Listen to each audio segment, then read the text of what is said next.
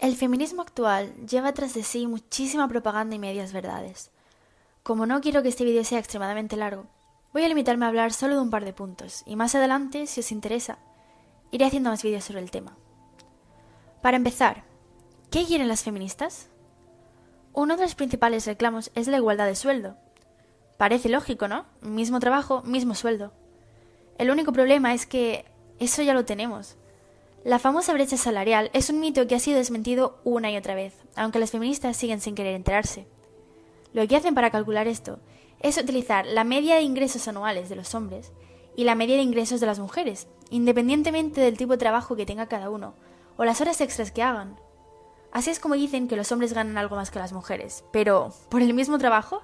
En absoluto. Eso es una flagrante mentira que han sabido explotar muy bien los políticos. ¿Cómo puede ser normal que las mujeres cobren un 24% menos que los hombres por igual trabajo? Y el pueblo, que se cree todo lo que le dicen como si fuera misa, no se lo cuestiona. Si los hombres eligen profesiones en las que los sueldos son más altos, como ingeniero electrónico, programador o director financiero, en mayor medida que las mujeres, ¿por qué hay que echarles a ellos la culpa? Las mujeres estamos en libertad de estudiar y trabajar en aquello que prefiramos. Y si voluntariamente no hemos decidido hacerlo, ¿por qué el feminismo demoniza a los hombres por ganar más? Trabajad vosotras en eso si tanto queréis sus sueldos y dejad de echarle la culpa al patriarcado. Pasemos ahora a un tema más complicado, y es la violencia de género. Pero, ¿qué es realmente esto? ¿Existió siempre? Ese término se creó en 1995, tras la Conferencia de Pekín impulsada por la ONU, y en España se implantó la ley correspondiente en el año 2004. Antes, la violencia era simplemente violencia, sin importar por parte del género que viniese.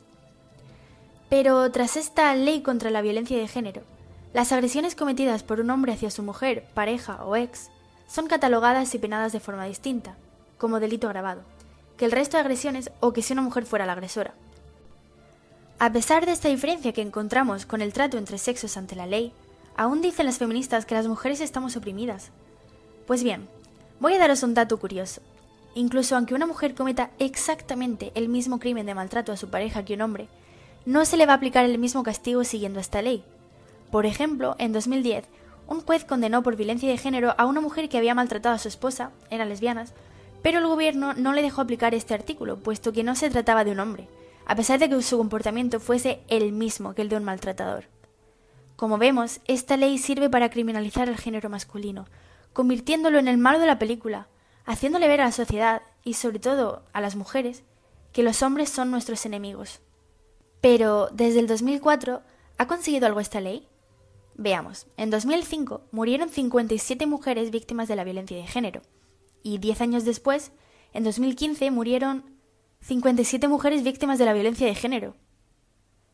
Todos los miles de millones de euros de dinero público, de recursos, de tiempo invertidos en la ideología de género y no han logrado nada. Tal vez, señores del gobierno, sería mejor que dejasen de intentar dividir y enfrentar a los hombres y las mujeres españolas y comenzasen a tratar a todos los criminales por lo que son, criminales, independientemente del género de su víctima. Si tanto les importan las mujeres, ¿por qué quieren derogar la cadena perpetua revisable para criminales asesinos? ¿No es esto sumamente hipócrita a la par que contraproducente? Pero bueno, ya hemos hablado de las mujeres. Veamos si los hombres son realmente tan privilegiados como las feministas nos quieren hacer creer. Según ellas, vivimos en un sistema patriarcal y opresivo. Siguiendo esta lógica, entendemos que las mujeres deben ser en mucha mayor cantidad las víctimas de homicidios, ¿no?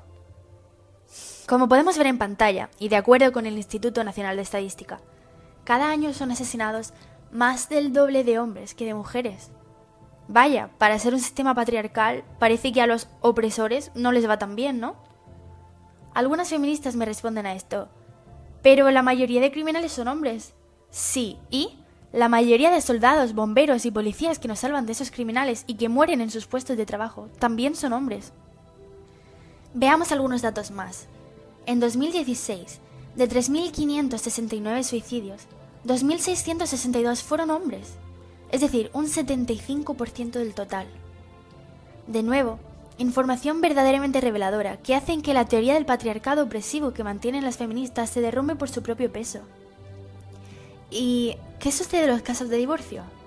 En el 76,95% de las familias con hijos menores, La custodia se otorga de manera exclusiva a la madre, quedando el padre relegado al derecho de visitas, por lo que podemos afirmar que es a él al que se le vulneran derechos tan fundamentales como la dignidad, la igualdad, el recurso efectivo ante los tribunales, la presunción de inocencia, la honra, la intimidad familiar, la protección de la familia, la integridad psíquica y el derecho a la asunción de obligaciones por ambos padres. Pero, entonces, ¿por qué existe este movimiento feminista y esta ley contra la violencia de género? Veréis, si no existiera, sería claramente sabido por todos que al año mueren más hombres asesinados que mujeres. En cambio, ¿a quién le importa eso ahora? Nadie sale a la calle a protestar, ni a hacer huelgas por los miles de hombres asesinados, ni lo promocionan constantemente en los medios de comunicación, como sí hacen con las mujeres. Los políticos e impulsores de esta ley le han dado al pueblo un motivo más de enfrentamiento, de discordia, que nos aparte y distraiga de los problemas reales. Hombres y mujeres cada vez se llevan peor, y es comprensible.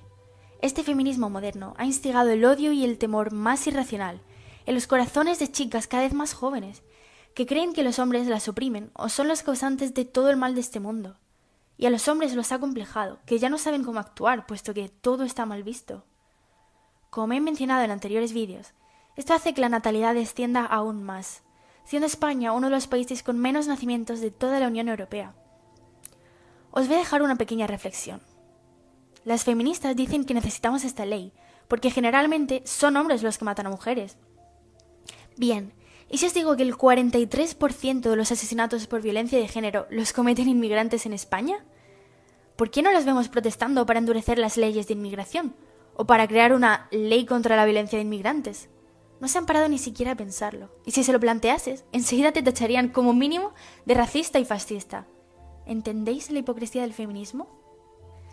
Muchas mujeres aún piensan que este movimiento está a favor de la igualdad, como fue a comienzos del siglo XX.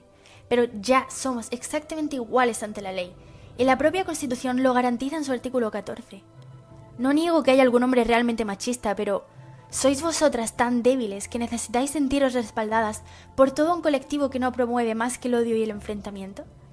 Si alguien os trata de forma despectiva, ya sea hombre o mujer, le demostráis que están equivocados mediante el trabajo duro, la educación y el sudor de vuestra frente. Como hizo Mercedes Formica, que tras años de duro esfuerzo consiguió que en España se reformaran 66 artículos del Código Civil en favor de la igualdad. Todo esto en 1958, cuando sí que es cierto que había desigualdad real. El feminismo lucha contra un enemigo invisible, y lo que es peor, desde que lleva instaurado en España, no ha logrado nada por lo que supuestamente dice luchar. Yo ya no me creo sus patrañas. ¿Y tú?